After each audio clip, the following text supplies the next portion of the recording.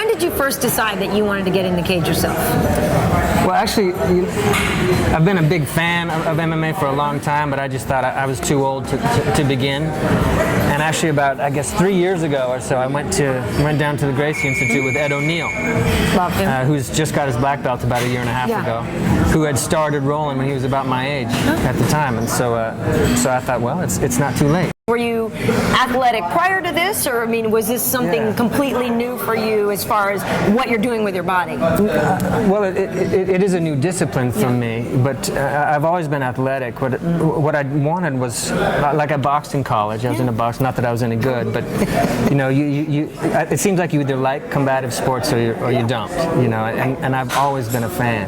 So what I wanted was variety in like my fitness routine. I don't want to just lift weights. I don't want to just run triathlons or run, or you just get bored. You know, when you get to be my age, you're like, what's new and what's not going to kill me?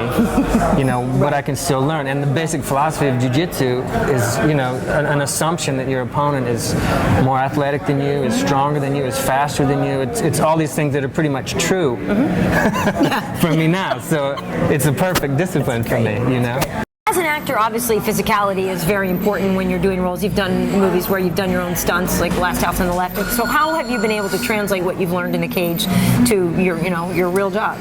Well, it's funny because a lot of real fight moves just don't look good on screen. You know, like a really nice, short, crisp punch is sometimes invisible on screen. So you need to exaggerate. You do things you'd never do in a real fight.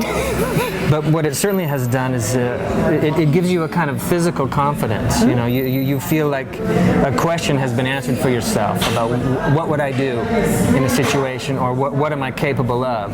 And so at least for me, I don't feel so ridiculous, throwing a move on screen or like suggesting something, or And who's your favorites? Who inspires you? Who do you want to be when you grow up? I'm always inspired by guys like GSP or BJ Penn. I mean, GSP's work ethic and the way he really evaluates an opponent and creates a strategy for a specific opponent is it's like doing homework. I mean, which is how I make my living. If I want to do a good job, I have to do a lot of homework in my profession. So I really appreciate what he does. I like guys like Musasi over in Pride. So fun, so complete, and 24 lethal. years old. 25. Like, that's just wrong. Yes, it is. But get him on a stage, man.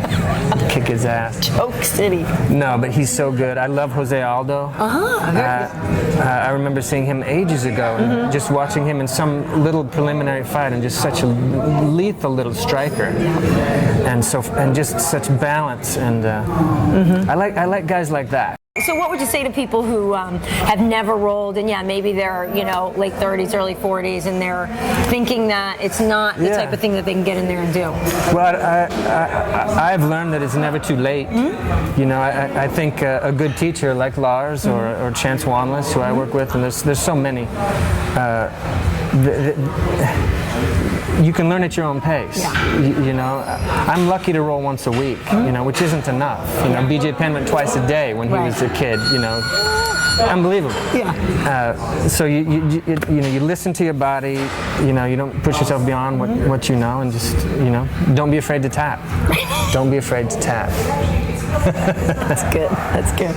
I've tapped 50,000 times. I hope I tap 50,000 more this morning. Exactly. Well, great. Thanks, Garret. Thank you.